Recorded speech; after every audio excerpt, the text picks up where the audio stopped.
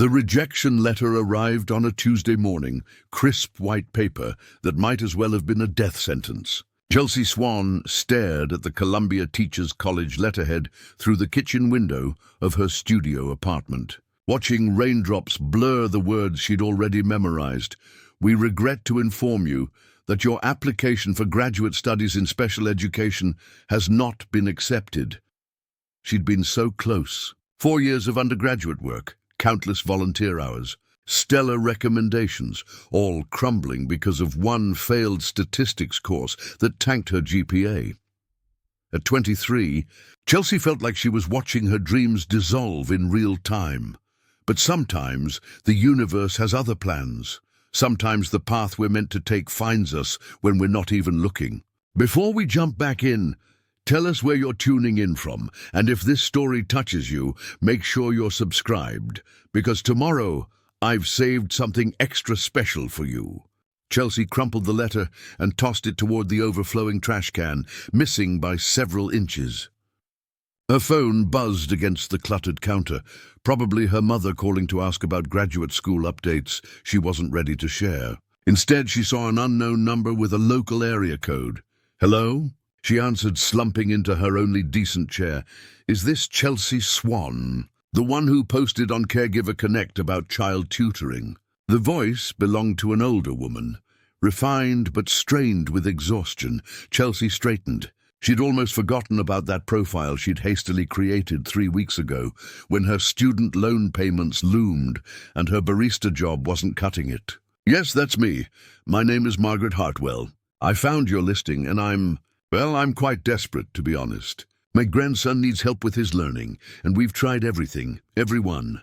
Are you available to meet today?" The desperation in Margaret's voice was palpable, but Chelsea hesitated. Her experience was mostly theoretical, education courses and some volunteer work at after-school programs. Nothing that qualified her to handle whatever everything meant. "Can you tell me a bit more about what kind of help he needs?" A long pause. "Ethan is 9 years old, and he has significant learning challenges. Dyslexia, ADHD, processing delays, the list goes on. We've hired 6 different tutors in the past year alone. The last one quit yesterday after Ethan," Margaret's voice caught, "after he threw his workbook across the room and declared he was too stupid to learn anything." Chelsea's chest tightened. She knew that feeling, not from learning disabilities, but from watching her younger brother Jake struggle through school while teachers wrote him off as lazy or disruptive. "Mrs. Hartwell, I should mention that I don't have formal certification in special education yet. I'm just young, inexperienced."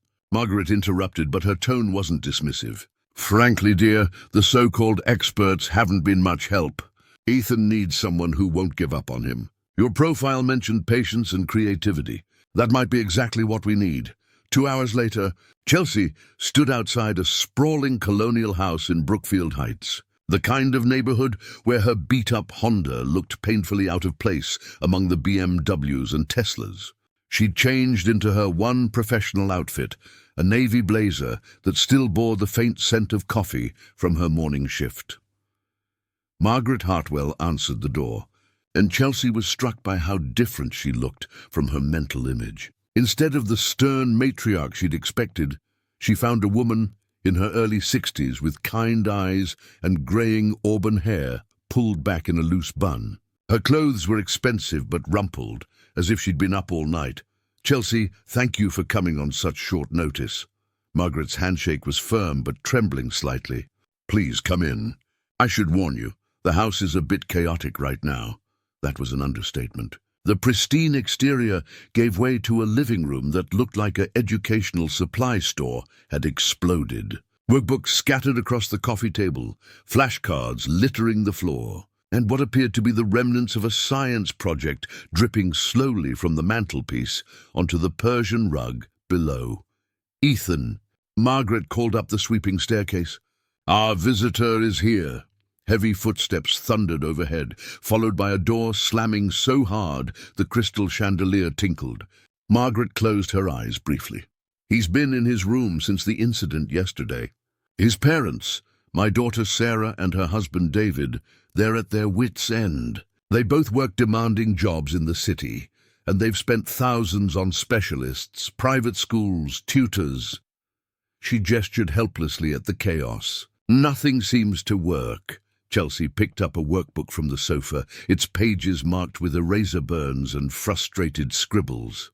Third grade math adventures, the cover proclaimed cheerfully, but someone had drawn angry faces over all the cartoon numbers.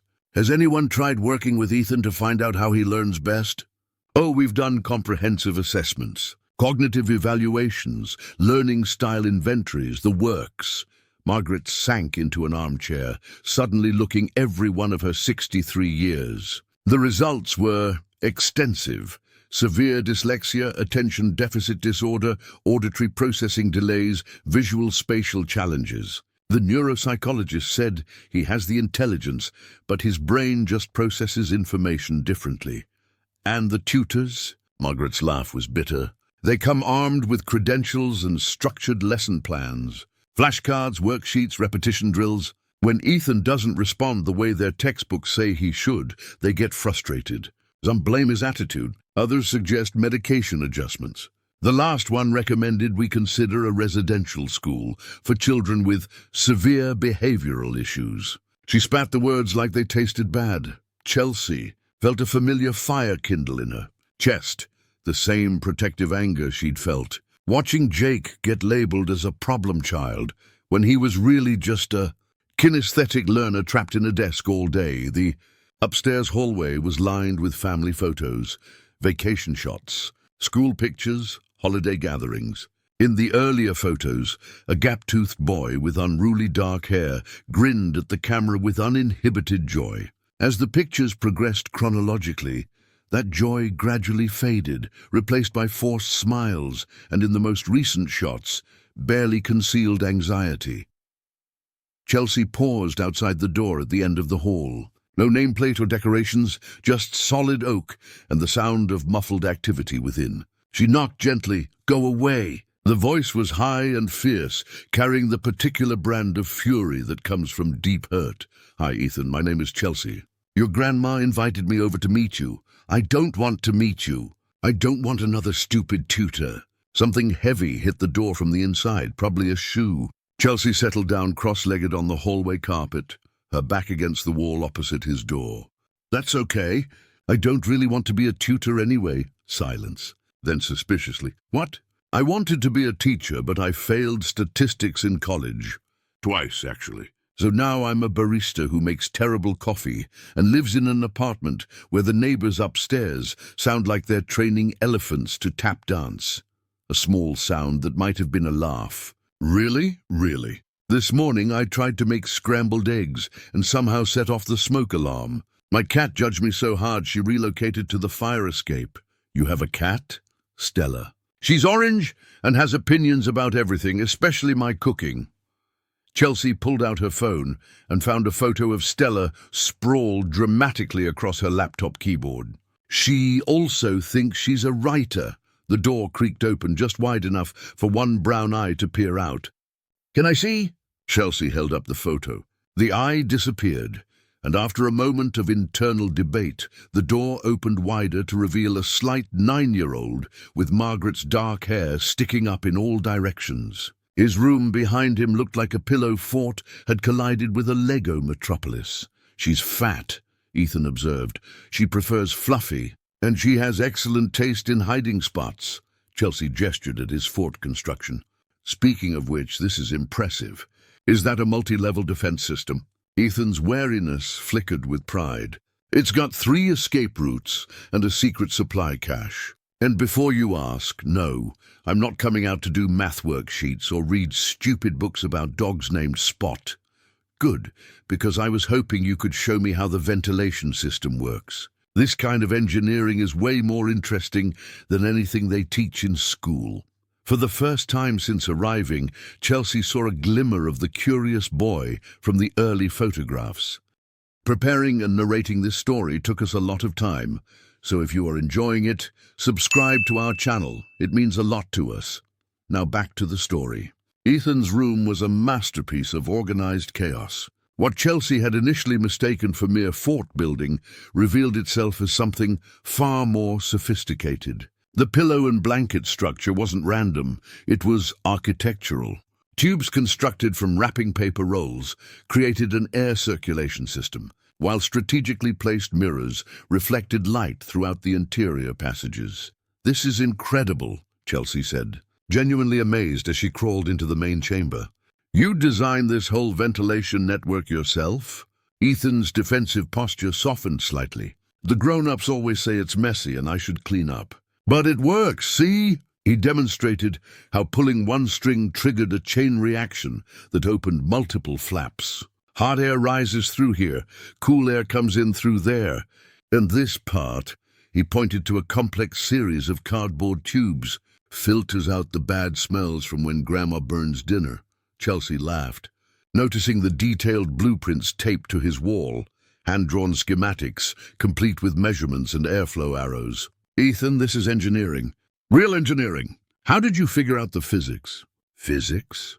He looked puzzled. "I just noticed stuff, like how the bathroom gets steamy and the steam goes up to the ceiling, and how wind blows through our house differently when different windows are open." His eyes lit up with the first genuine enthusiasm she'd seen. "Want to see the emergency supply system?" For the next hour, Ethan gave Chelsea a comprehensive tour of his creation. He'd installed a pulley system for hauling snacks up from the kitchen, a periscope made from old mirrors to monitor hallway activity, and even a rudimentary alarm system using fishing line and bells. Every solution was clever, practical, and demonstrated an intuitive understanding of mechanical principles that would impress any engineering student. "The tutors never want to see this stuff," Ethan said, his excitement dimming. "They say it's a distraction, that I should focus on real learning." He made air quotes with obvious bitterness. Chelsea felt something click into place. "What if I told you that this is real learning? That everything you've built here uses the same principles engineers use to design skyscrapers and space stations?" Ethan stared at her suspiciously. "You're just saying that to make me feel better, am I?" Chelsea pulled out her phone and showed him images of space station ventilation systems. "Look familiar?" His eyes widened as he studied the pictures. That's almost exactly like what I did with the air tubes. Because you're thinking like an engineer. You saw a problem, air circulation in an enclosed space, and you solved it the same way NASA solves it." Chelsea watched the wonder spread across his face. "What other problems have you solved?" The floodgates opened. Ethan showed her his bookstand made from coat hangers that adjusted to any angle. His modular Lego storage system that could be reconfigured based on current projects. And his homework helper, a tilted desk surface with colored filters he'd discovered made reading easier. "The colored filters," Chelsea said, examining the system. "Tell me about those. Words don't jump around as much when I put the blue one over them. The red one makes math numbers stay still. But Mrs. Peterson took them away and said I was being disruptive." His voice grew quiet. "She said I was making excuses." Chelsea's heart clenched. Here was a child who had independently discovered therapeutic tools for his dyslexia, only to have them confiscated by adults who didn't understand. "Ethan, what you've discovered about the colored filters. Eye doctors prescribe special glasses that do exactly the same thing. You've been treating your dyslexia without even knowing it." "Really? Really, you're not making excuses, you're adapting." That's what smart people do when they face challenges. They spent another hour exploring his inventions. Each creation revealed not deficit but ingenuity. The boy who couldn't sit still in a classroom had designed a standing desk with foot pedals. The child who struggled with traditional note-taking had developed a system of drawings and symbols that captured information more effectively than words ever could. "Can I ask you something?" Chelsea said as they sat in the main chamber of his fort, sharing the emergency supply of granola bars. "When you're building or figuring out how things work, how do you feel?" "Good," he said immediately, then paused. "Really good. Like my brain works right. Like I'm smart." "You are smart, Ethan. Just because your brain processes information differently doesn't make you less intelligent. It makes you creative. but I can't read good. And math is stupid. And I forget stuff all the time. Let me tell you about my brother Jake, Chelsea said. He couldn't sit still in class either. Teachers said he had problems, but put him in a workshop or let him take apart an engine, and he was brilliant. You know what he does now? He's an aircraft mechanic. Airlines pay him lots of money to use his hands and his brain together. Ethan considered this. He couldn't read good either. He still doesn't love reading, but he learned enough to read technical manuals and safety procedures. Because when learning connects to something you care about, your brain finds a way. I care about building things, and space, and how stuff works. Then maybe that's where we start. A knock on the door interrupted them. Ethan? Margaret's voice carried up from downstairs. Your parents are home. Ethan's face immediately shuttered. They're gonna ask about homework and school. And why I'm hiding up here instead of doing workbook pages. What if we went down together? They won't understand about the fort. They'll just see a mess. Chelsea had an idea. What if we could show them what I see? Help them understand that you're not avoiding learning. You're learning differently. They tried understanding before. They bought all the books about ADHD and dyslexia. They know all the words, but they still just see broken things that need fixing. The pain in his voice was devastating. Here was a child who had internalized years of being seen as a problem to be solved, rather than a person to be understood. Ethan, look at me. Chelsea waited until his eyes met hers. You are not broken. You don't need fixing. You need someone who sees your brilliance and helps you use it to learn the stuff the world says you need to know. You really think I'm brilliant? I think you're one of the smartest kids I've ever met. You just learn differently than the way schools are set up to teach.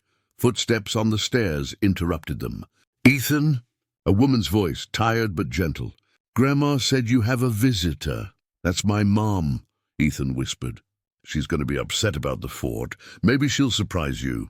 The door opened to reveal a woman in her late 30s, still wearing a business suit, but with her blonde hair escaping its professional bun. Sarah Hartwell looked like she'd aged years in the past few months. Oh, she said, taking in the elaborate structure. Her expression was unreadable. Mrs. Hartwell, I'm Chelsea Swan.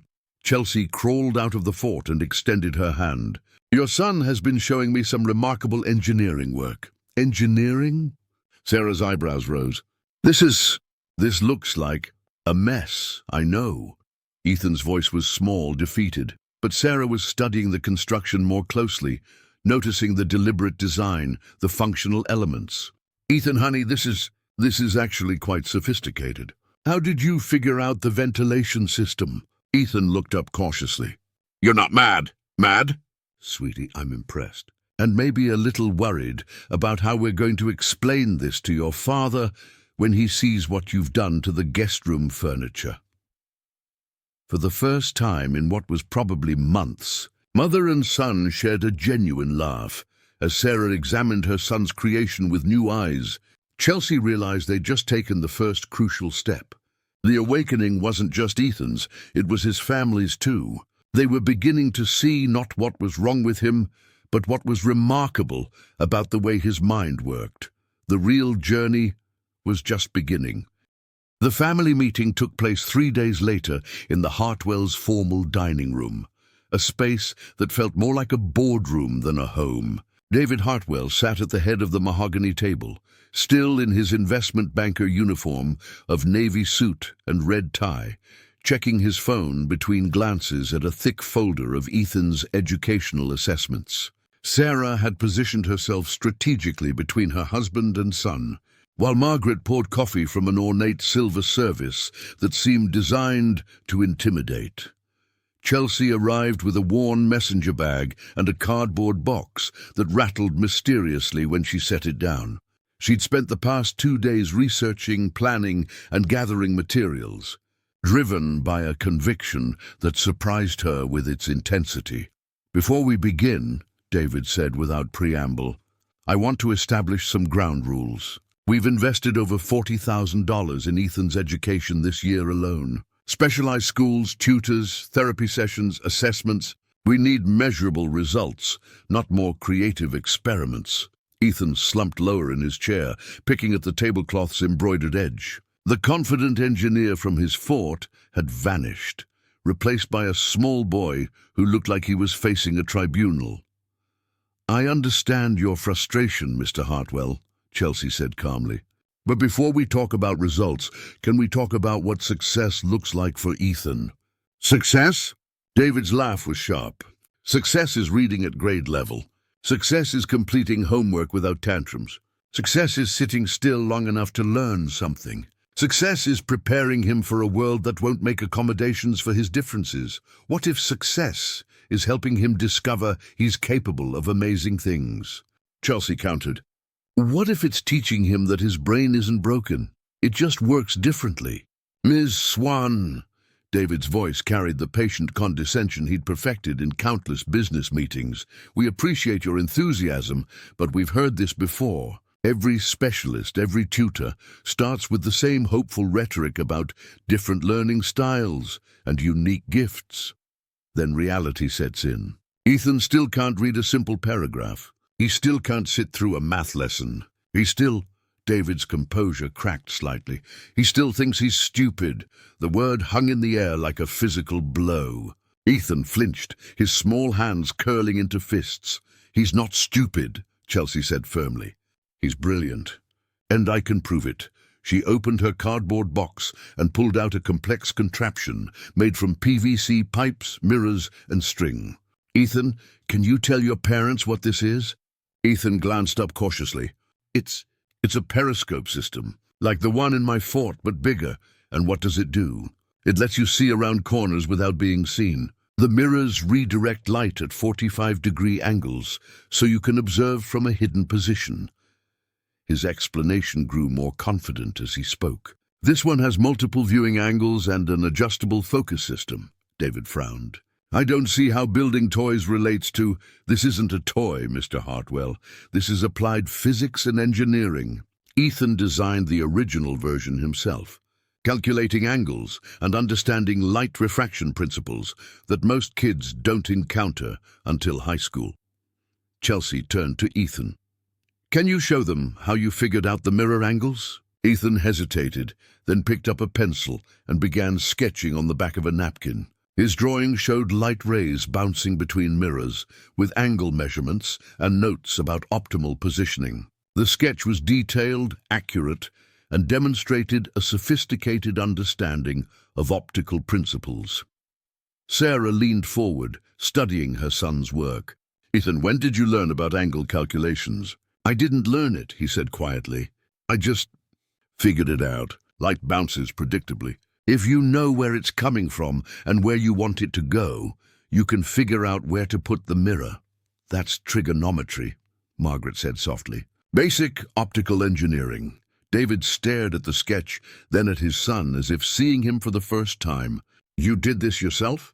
Ethan nodded, still cautious, but growing bolder under his family's attention.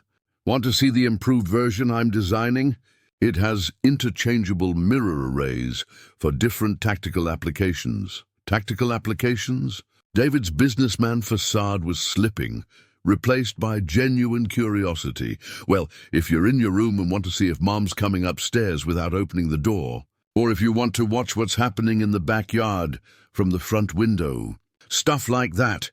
Chelsea pulled more items from her box, Ethan's blueprint for his fort's ventilation system, photographs of his modular Lego storage solution, and his hand-drawn schematics for the pulley system. Each piece of evidence built a compelling case for a mind that was anything but deficient. "This is remarkable," Sarah said, examining a detailed cross-section drawing of airflow patterns. "Ethan, why didn't you show us these before?" "Because they're not school stuff. They're just things I make when I'm bored. But this demonstrates higher-level thinking than most of your classmates," David said, his analytical mind engaging with the evidence. "Spatial reasoning, mechanical principles, problem-solving." "Exactly," Chelsea said.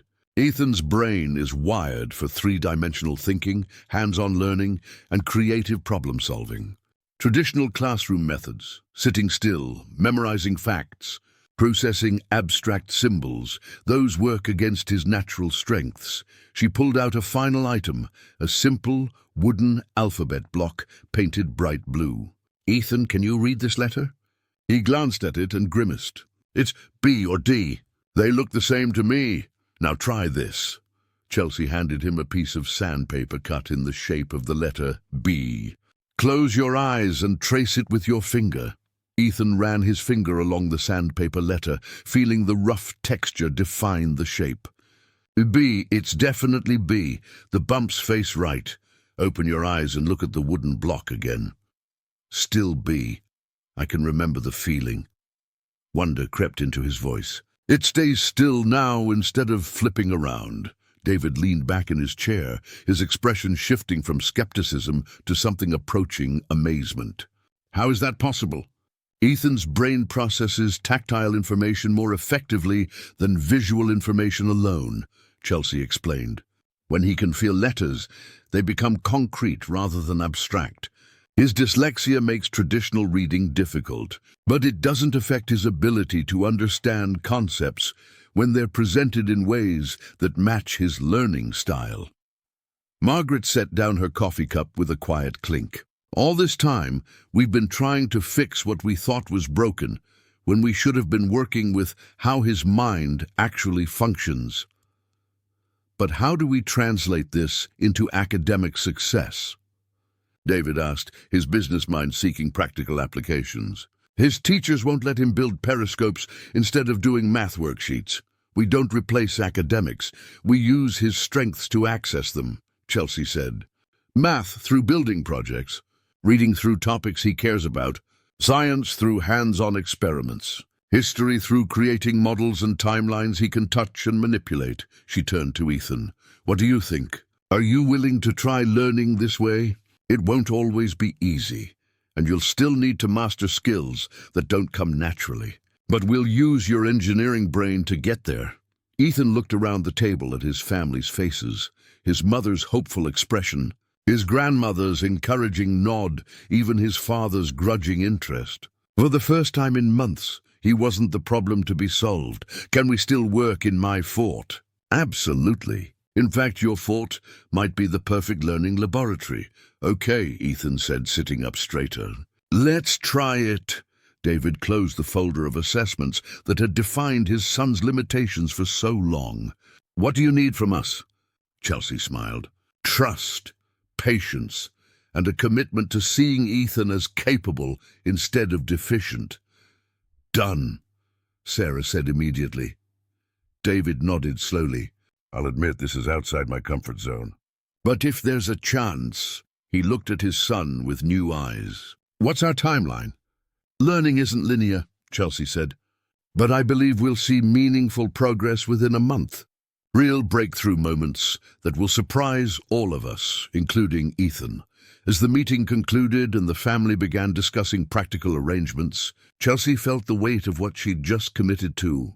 She was promising to help a brilliant, wounded child rediscover his potential using methods she was essentially inventing as she went along. But looking at Ethan's face, hope replacing resignation for the first time since she'd met him, she knew there was no backing down now. 3 weeks into their unconventional partnership, Chelsea arrived at the Hartwell house to find Ethan waiting for her on the front porch, practically vibrating with excitement. Gone was the defensive, withdrawn child she'd first met.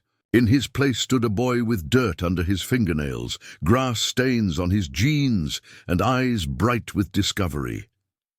"Chelsea, you have to see what I built." He grabbed her hand before she'd even made it up the walkway. "It's working exactly like you said it would." Behind him, Margaret emerged from the house, wearing a bemused expression and what appeared to be flower handprints on her apron. "He's been up since sunrise, working on his mathematics garden, as he calls it. I've never seen anything like it."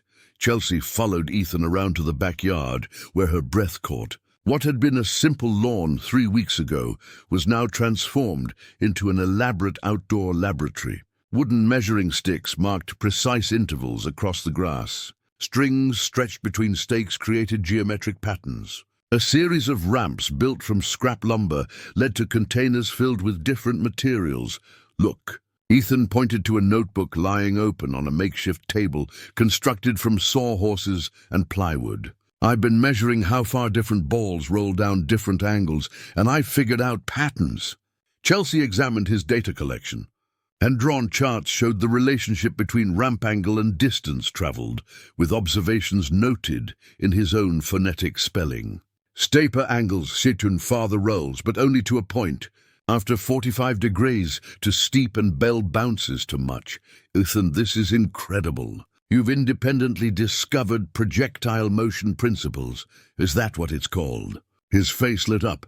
I just wanted to see if I could predict where the tennis ball would land if I changed the ramp height. And look! He demonstrated adjusting his wooden ramp to a specific angle and releasing a ball.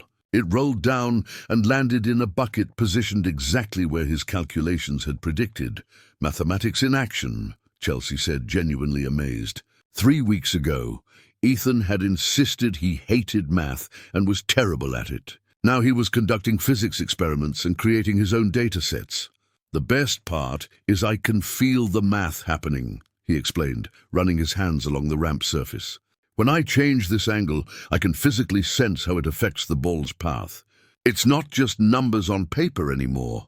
Margaret joined them, shaking her head in wonder. Sarah called from work this morning, asking if we should be concerned about him getting up at 5 a.m. to work on homework. I told her I'd never seen voluntary homework before. What about reading? Chelsea asked. How's the space exploration project going? Come see. Ethan led them to another section of the yard where he'd constructed what looked like a mission control center from cardboard boxes and old electronics. Books lay scattered around, not the simple readers his teachers had assigned, but complex texts about rockets, planets, and space missions.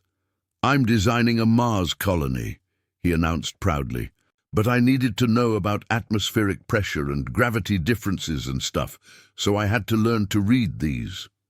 He held up a thick book titled Principles of Space Habitation. Chelsea stared. This was the same child whose teachers claimed couldn't read at grade level. Ethan, this book is written for high school students. How are you understanding it? The colored filters help with the words not jumping around. And when I don't know something, I build it. He pointed to a series of models arranged nearby, atmospheric processors made from plastic bottles and tubing, gravity simulators constructed with weights and pulleys, habitat modules built from cardboard and tape. When I read about atmospheric pressure, I built this to see how it works. He demonstrated a device that showed how air pressure affected different materials. Now, when I read those words, I remember the feeling of the experiment, and it makes sense. Margaret watched her grandson explain his creations with an expression of pure joy. 3 weeks ago, getting him to read one page was a battle. Yesterday, I found him reading under his covers with a flashlight at 10 p.m. because he needed to know how life support systems work. Chelsea felt a familiar thrill, the same sensation she'd experienced watching Jake master complex mechanical systems once he found his passion. But this was different.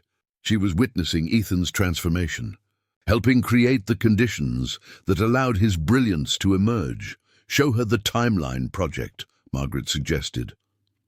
They moved inside to the dining room, where the formal table had been covered with a long scroll of paper. Ethan had created a hands-on timeline of space exploration, complete with 3-dimensional models of spacecraft positioned at historically accurate intervals.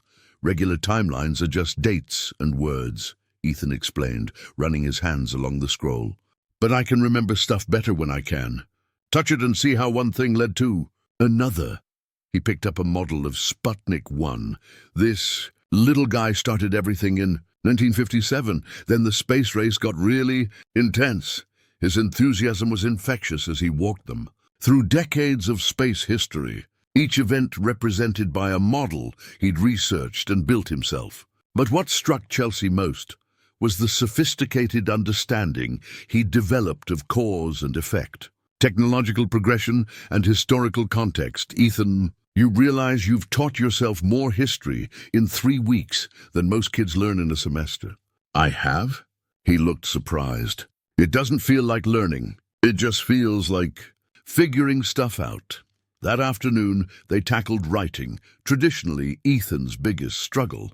Instead of forcing him to write about assigned topics, Chelsea had him document his experiments and discoveries. His latest entry described the optimal angle for maximum projectile distance. My ramp experiment proved that 45 degrees is the best angle for distance, he wrote laboriously, using his colored filters to track the letters. But I discovered that wind affects the results. On windy days, lower angles work better because the bell doesn't get pushed around as much. While his spelling remained phonetic, his ideas were sophisticated and his observations acute. More importantly, he was writing willingly, even eagerly, because he had something meaningful to communicate. Look at this. Chelsea showed Margaret the writing sample. 3 weeks ago, getting him to write one sentence was torture. Now he's composing multi-paragraph reports, but his spelling will improve with time and practice. But look at the thinking behind the words. He's making hypotheses, conducting experiments, drawing conclusions, and communicating his findings. Those are advanced academic skills. David arrived home early that day, drawn by reports of his son's mysterious outdoor activities. Chelsea watched his expression change as Ethan enthusiastically explained his experiments, demonstrated his models, and shared his discoveries. Gone was the frustrated father who'd sat in that boardroom-like dining room 4 weeks ago. In his place was a man watching his child display intellectual curiosity and competence he'd never imagined possible. You know, David said quietly to Chelsea as they watched Ethan fine-tune his ramp angles for optimal ball trajectory. I spend my days analyzing complex financial models and market projections. But I'm not sure I could have designed experiments this elegant. He has a gift for seeing patterns and relationships, Chelsea replied. He just needed to discover learning could happen through his hands and his natural curiosity, instead of through sitting still and memorizing facts. The transformation is remarkable. Sarah and I were discussing it last night. It's not just academic progress. He's happier, more confident. He actually looks forward to learning time now instead of dreading it. As they prepared to wrap up the day's activities, Ethan approached Chelsea with unusual seriousness. Can I ask you something? Of course. Do you think I could be an engineer someday? Like a real one who designs space missions and stuff? Chelsea knelt to his eye level. Ethan, you're already thinking like an engineer. You see problems, design solutions, test your ideas, and improve them based on evidence. That's exactly what engineers do. Even though I can't spell good, and math is still hard sometimes. Especially because of how you solve problems differently. The world needs engineers who see things from new angles. His smile could have powered his entire Mars colony project. That evening, as Chelsea packed up her materials and prepared to leave, she reflected on how dramatically everything had changed. 4 weeks ago, Ethan had been a child convinced of his own inadequacy. Now he was a confident learner, discovering new capabilities every day. But she also sensed they were approaching a crucial test. The real world would eventually intrude on their learning sanctuary. The call came on a Thursday morning while Chelsea was restocking coffee beans at the cafe where she still worked part-time. Sarah's voice was strained, barely controlled, cutting through the espresso machine's hiss. Chelsea, we need to talk, today. Something's happened at school. 2 hours later, Chelsea sat in the Hartwells' living room, facing a family in crisis. The joy and optimism that had characterized their recent interactions had evaporated, replaced by familiar tension and despair. Ethan wasn't present. He'd locked himself in his room again after the school incident. The state assessment, David said without preamble, sliding an official-looking document across the coffee table. Ethan's scores came back. They're catastrophic. Chelsea scanned the standardized test results. Mathematics below basic, reading, comprehension far below basic, written expression significantly. below grade level. Each category stamped with red warnings about academic deficiency. "I don't understand," she said. "We've been working together for 6 weeks. He's making incredible progress. Just yesterday, he calculated the volume of his Mars habitat modules using geometric formulas." "That's what we told Mrs. Patterson, his teacher," Sarah said bitterly. She was not impressed. In fact, she suggested we might be enabling his avoidance behaviors by allowing him to play instead of focusing on core academic skills. Margaret entered with a tea service, her movements sharp with suppressed anger. That woman actually had the audacity to suggest that all of Ethan's projects were elaborate procrastination techniques. "The school is requiring immediate intervention," David continued, his investment banker precision barely masking parental panic. "Either we enroll him in their intensive remediation program, 6 hours daily of drill and kill worksheets, behavioral modification, and medication monitoring, or they're recommending transfer to the Riverside Academy for learning differences." Chelsea knew Riverside's reputation. It was less a school than a holding facility for children the system had given up on. "What does Ethan want?" "Ethan?" Sarah laughed, but there was no humor in it. "Ethan spent 2 hours this morning destroying every project he's built over the past month. His Mars colony, the mathematics garden, the timeline, all of it. Gone." The words hit Chelsea like physical blows. "He destroyed his work?" "Everything," Margaret confirmed quietly.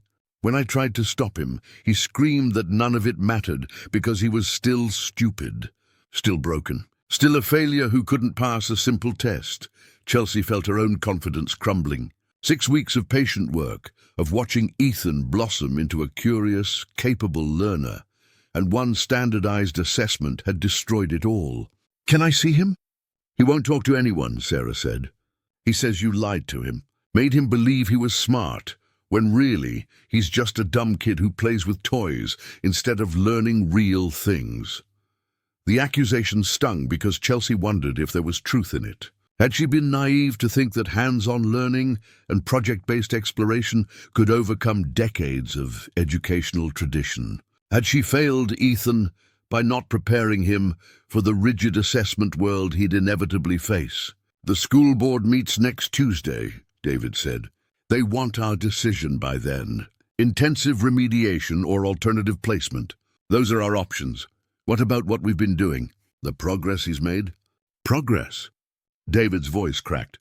"Chelsea, according to these scores, Ethan is functioning at a first-grade level in reading and kindergarten level in math.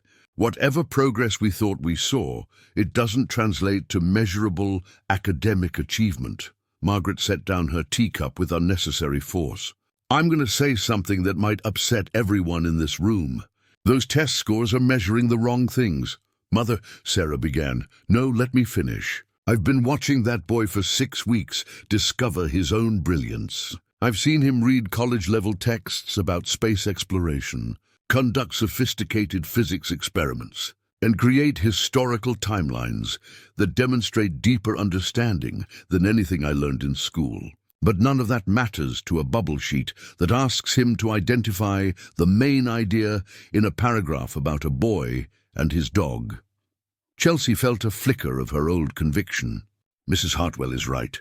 Ethan has learned more in 6 weeks than most children learn in months. But he's learned it authentically through investigation and creation. Standardized tests measure compliance and format familiarity, not intelligence or capability. "That's idealistic thinking," David snapped, his frustration finally boiling over.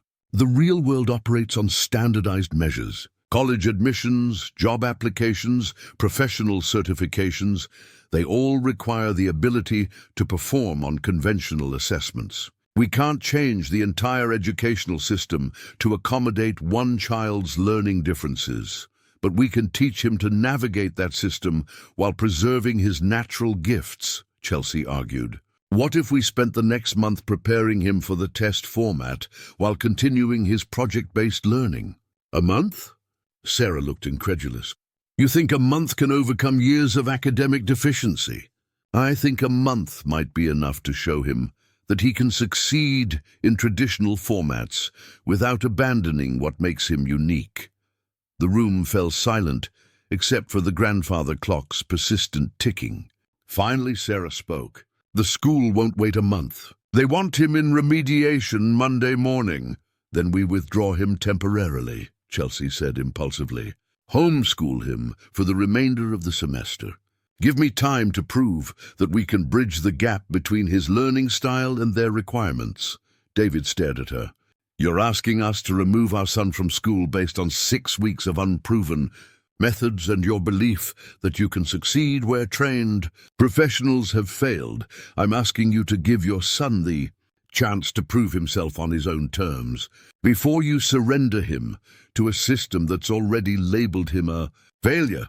And if you're wrong, David's question hung heavy in the air. If we withdraw him from school, reject professional intervention, and he still can't perform academically, what then? We'll have wasted crucial months and possibly damaged his future permanently. Chelsea met his gaze steadily. And if I'm right, if we can show him that his intelligence translates to academic success when presented appropriately, then we'll have given him back his confidence and his future. Margaret cleared her throat. There's something else to consider. Yesterday, before the test scores arrived, I received a call from Dr. Reynolds at the university. He's heard about Ethan's space habitat project through a colleague whose daughter is in his class. Dr. Reynolds runs the youth engineering program at the university, and he wanted to invite Ethan to present his Mars colony research to a group of graduate students. The revelation stunned the room into silence.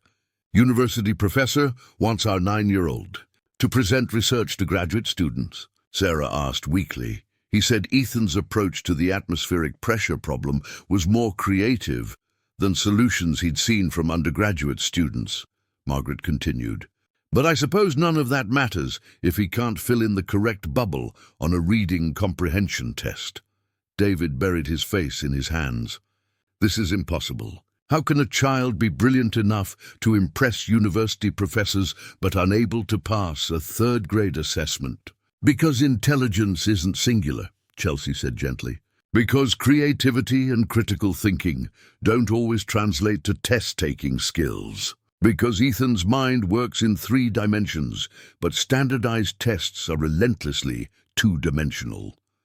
Footsteps thundered down the stairs, followed by the front door slamming. Through the window, they could see Ethan running across the backyard toward the wooded area behind their property. He's been doing that all morning, Sarah said tiredly. Running away whenever he hears us talking about school or tests or his future. Chelsea stood abruptly. I need to talk to him. I told you he won't. Not about school, not about tests, about rockets and Mars colonies and the university presentation he doesn't know about yet. As Chelsea headed for the backyard, she realized this crisis had forced a moment of truth. Either she could help Ethan navigate both worlds, his creative, hands-on learning and the traditional academic requirements, or she would lose him to a system that saw only deficits where she saw potential. The next few weeks would determine not just Ethan's future, but whether her faith in alternative education could withstand the crushing weight of institutional expectations. Chelsea found Ethan 3 hours later, curled up inside the hollow trunk of an ancient oak tree at the edge of the Hartwells' property. His knees were drawn to his chest, his face streaked with dirt and tears, and he was systematically tearing pages from one of his space exploration books. Go away, he said without looking up. I know why you're here. Mum sent you to convince me to do more stupid learning that doesn't actually work. Chelsea sat down cross-legged beside the tree, close enough to talk, but far enough away to give him space. Actually, your mom doesn't know where I am. I came because I wanted to ask you something important. What? His voice was muffled but suspicious. Do you remember the first time you figured out how to make your periscope work? When you finally got the mirrors at exactly the right angle? Ethan's hand paused in its paper tearing. Yeah, so what? How did that feel? The moment when everything clicked and you could see around the corner perfectly. A long silence. Then quietly, good, like I was... Like I was smart. You were smart. You are smart. That didn't change because of some test scores. Yes, it did. Ethan exploded out of the tree hollow, his face fierce with hurt and anger. The tests prove I'm stupid. All that stuff I built, all those experiments, none of it matters because I still can't read good or do math problems the right way or write without making a million mistakes. Chelsea remained seated, keeping her voice calm despite the storm of emotions swirling around them. Ethan, can I tell you about my friend Marcus? I don't care about your stupid friend. Marcus is a surgeon. He saves people's lives by operating on their hearts and brains. He's incredibly smart, maybe one of the smartest people I know. Despite himself, Ethan's anger flickered with curiosity. So Marcus failed his driver's license test 4 times. 4 times. Does that mean he's not smart enough to drive a car? That's different, is it? Or does it mean that the way the test measured driving ability didn't match the way Marcus processes spatial and sequential information? Chelsea pulled out her phone and showed him a photo. This is Marcus performing surgery. Look at his hands. The precision, the 3-dimensional thinking required. But put him behind a steering wheel for a road test, and suddenly he's failing basic competency measures. Ethan studied the photo reluctantly. What's your point? My point is that tests measure one very narrow slice of intelligence. They're like trying to judge a fish by how well it climbs trees, but I have to take tests. That's how school works. That's how everything works. His voice cracked with exhaustion. And I'll always fail them because my brain is broken. Chelsea felt something shift inside her, a clarity she hadn't possessed even an hour ago. What if I told you that the same qualities that make traditional tests hard for you are exactly what make you brilliant at the things that really matter? That doesn't make sense, doesn't it? You struggle with reading because your brain sees connections and possibilities that others miss. Instead of processing words linearly, you're constantly making 3-dimensional associations. That's why you can understand complex engineering concepts that confuse adults. You see the whole system, not just the parts. She pulled a stick from the ground and began drawing in the dirt. Traditional learning is like this, linear, sequential, one step at a time. She drew a straight line with arrows. But your brain works like this. She drew an interconnected web with nodes and connections branching in all directions. Your disability isn't a malfunction. It's a superpower that the education system doesn't know how to measure. Ethan stared at the drawings. But I still can't pass tests. Yet you can't pass them yet. But what if I told you there are ways to translate your 3-dimensional thinking into test-taking success? What if we could build a bridge between how your brilliant mind works and what the tests are asking for? For the first time in days, Ethan looked directly at her. How? Chelsea's mind raced as pieces clicked together, not just teaching strategies, but a fundamental understanding of what Ethan needed. Remember how you used the colored filters to make letters stop jumping around? Yeah. And how you built that tilted desk because it was easier to read at an angle? Uh-huh. You've been developing assistive technologies without even knowing it. What if we approach test-taking the same way? Not as a measure of your intelligence, but as an engineering problem to solve. Interest flickered in Ethan's eyes. What kind of engineering problem? The problem of translating 3-dimensional understanding into 2-dimensional format. The problem of processing sequential information when your brain works associatively. The problem of working within time constraints when your mind wants to explore connections. She pulled out a crumpled test prep book from her bag. Look at this math word problem. Don't try to solve it. Just tell me what you see. Ethan read slowly. A farmer has 24 chickens and 18 ducks. If he sells 1 to 3 of the chickens and 2 to 3 of the ducks, how many birds does he have left? Boring, he said immediately. Who cares about some random farmer's birds? Exactly. But what if the problem was, a Mars colony has 24 atmospheric processors and 18 water recyclers. If 1/3 of the processors fail and 2/3 of the recyclers break down, how many life support systems are still operational? Ethan's posture straightened. That's different. That matters. If too many systems fail, everyone dies. Same math, different context. Your brain needs meaningful problems, not arbitrary numbers. We can teach you to translate boring test questions into scenarios you care about. Really? Really? And there's more. Chelsea pulled out another sheet. Look at this reading comprehension passage about a boy walking his dog. Completely meaningless to you, right? But what if we taught you to read it like technical documentation? What if every passage became a manual you needed to decode to solve a mission-critical problem? For the first time in 3 days, Ethan smiled, just barely, but it was there. Like if the passage was actually secret instructions for building something important. Exactly. We're not going to change how your brain works, because how your brain works is amazing. We're going to teach your brain to hack the test format. Ethan was quiet for a long moment, processing. What about the writing? I still spell everything wrong. Chelsea had been thinking about this too. Have you ever noticed that when you're documenting your experiments, you don't worry about spelling? You're so focused on recording your discoveries that the words just flow. Yeah, but when you're asked to write about topics that don't matter to you, suddenly every word becomes a struggle. What if we taught you to approach every writing prompt as if you're documenting a discovery? What if every essay became a research report on something you're investigating? She could see the gears turning in his mind. And for the spelling. We build you a personal assistive technology system, custom dictionaries, spell check strategies, and most importantly, we teach you that perfect spelling is a tool, not a measure of intelligence. Even brilliant engineers use spell check. Ethan was fully engaged now, his earlier despair replaced by growing excitement. So we're not trying to fix my brain. We're building workarounds. We're building bridges. Bridges between your natural brilliance and artificial requirements. Bridges between who you are and what the world expects. And I could still build things and do experiments?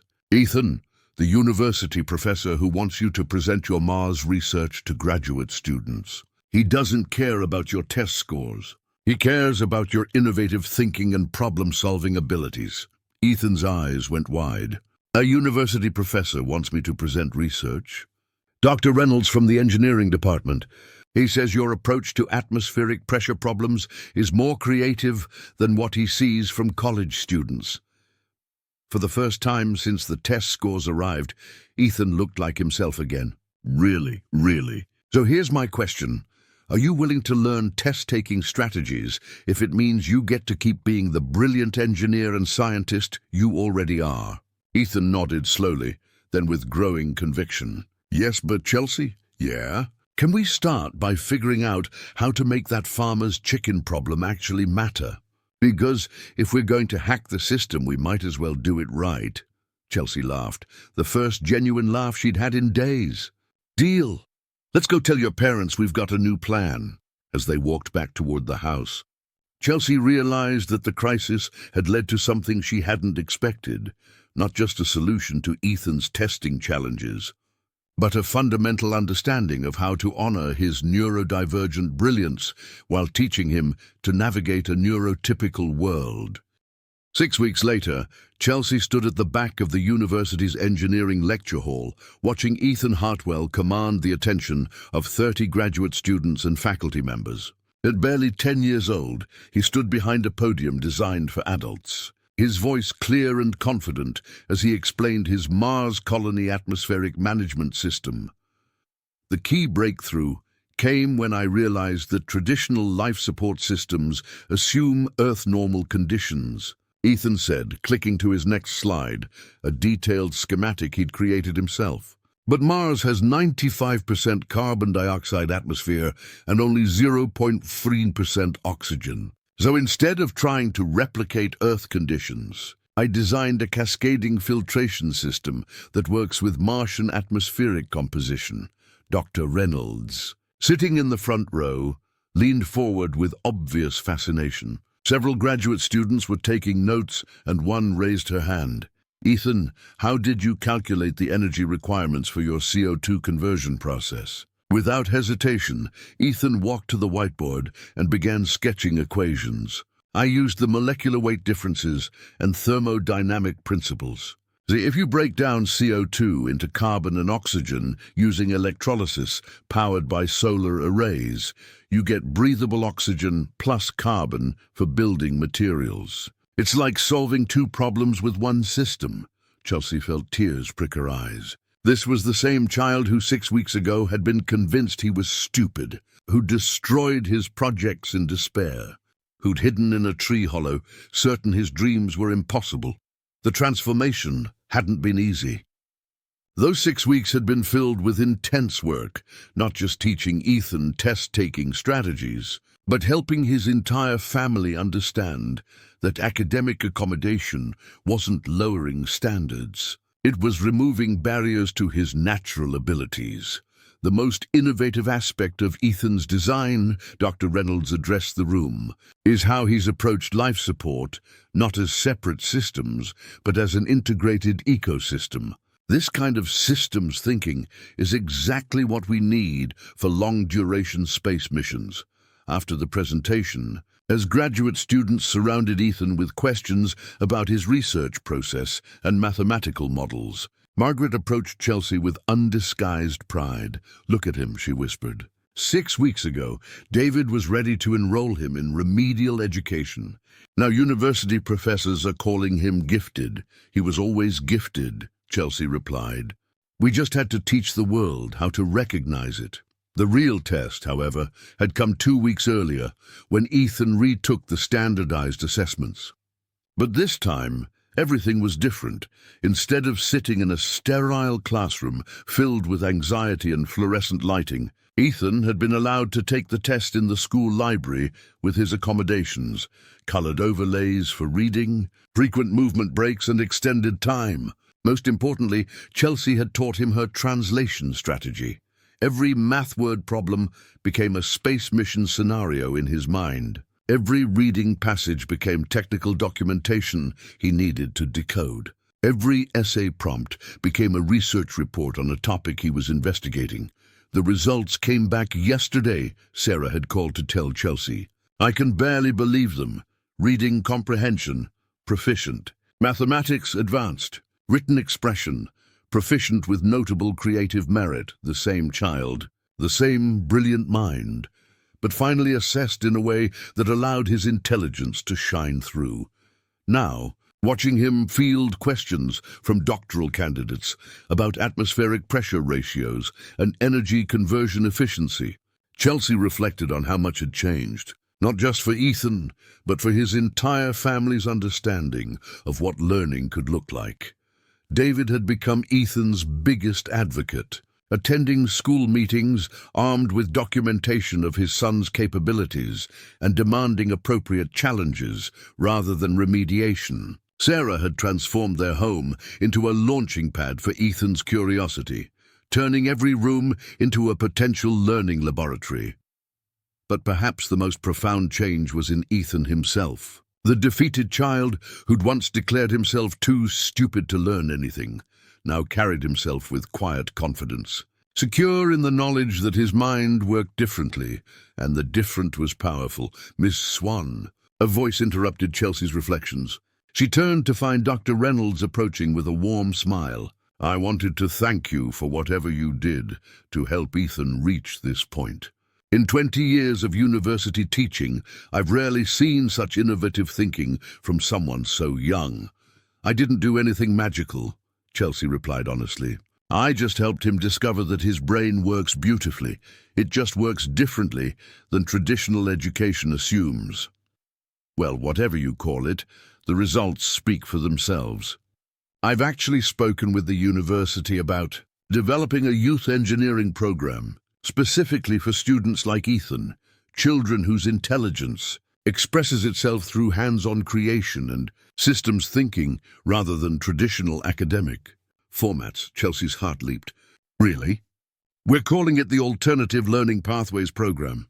We want to work with families and schools to identify children whose abilities might be overlooked by conventional assessment, and provide them with project-based learning opportunities that honor their strengths. The implications hit Chelsea immediately. How many other children were sitting in classrooms right now, convinced they were failures when they were actually brilliant minds waiting for someone to speak their language. Dr. Reynolds, I'd like to be involved in developing that program. I was hoping you'd say that. Your approach with Ethan suggests you have insights we need. He paused, studying her carefully. Actually, I have a proposition for you.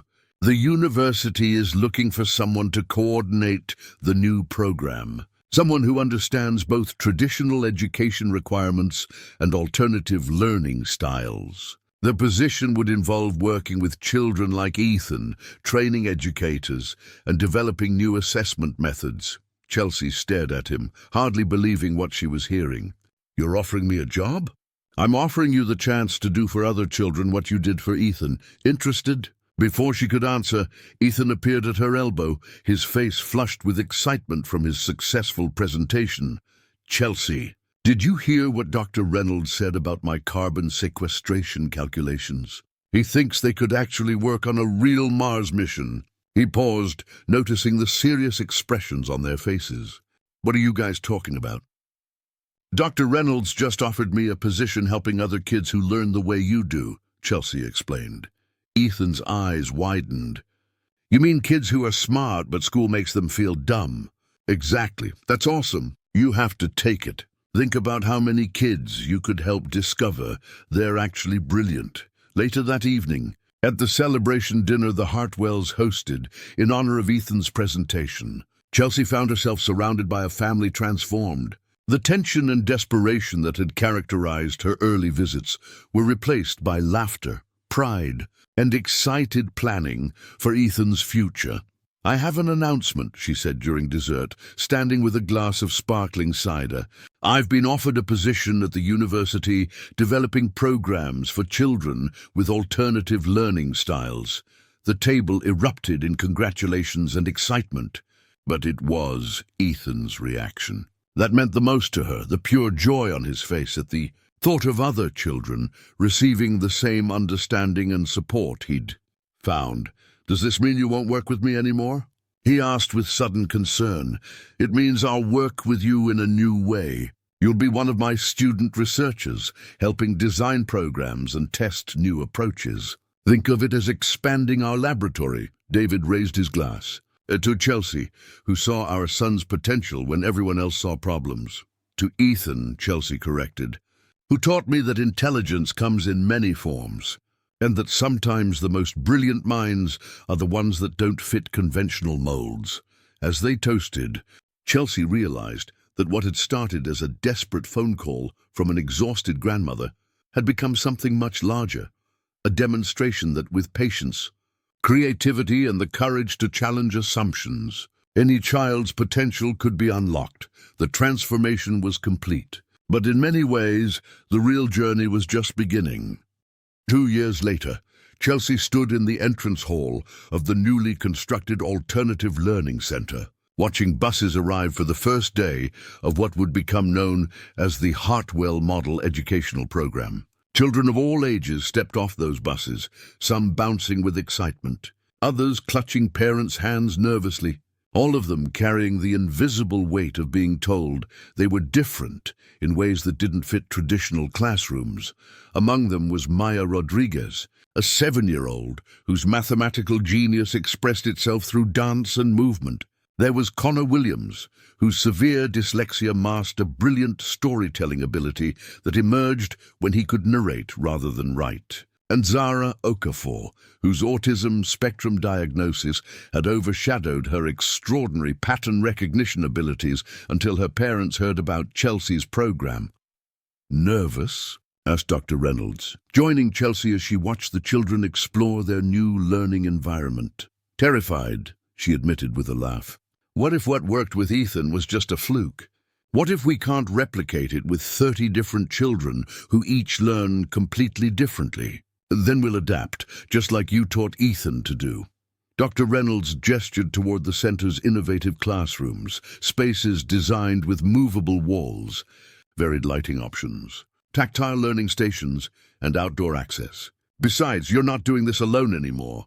He was right. The Alternative Learning Center had attracted educators from around the country, researchers studying neurodivergent learning, And most importantly, families who refused to accept that their brilliant children were failures simply because they didn't fit conventional molds. The program had grown from Chelsea's work with one struggling child into a comprehensive educational model that was being studied and replicated in schools across the nation.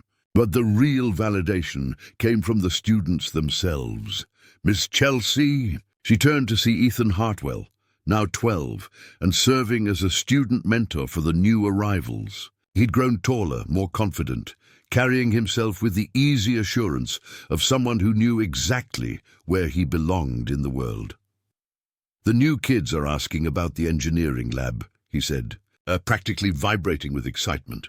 "Can I show them the Mars habitat simulator we built last semester?" "Of course. But remember, I know. Start with their interests, not my projects."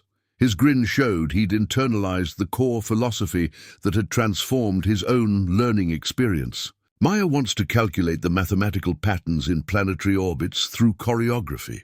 I'm thinking we could build a solar system model she can dance around to scale." Chelsea watched him bound off toward a group of younger children, naturally falling into the role of guide and mentor. The transformation was complete. The child who'd once hidden in his room, convinced he was too stupid to learn, was now inspiring others to discover their own unique brilliance. "The ripple effect is remarkable," observed Dr. Sarah Kim, the center's research director, as she joined Chelsea and Dr. Reynolds. "We're tracking outcomes for our first cohort of students, and the results are unprecedented. Not just academic achievement, but confidence levels, creative problem-solving abilities, and most importantly, their self-perception as learners."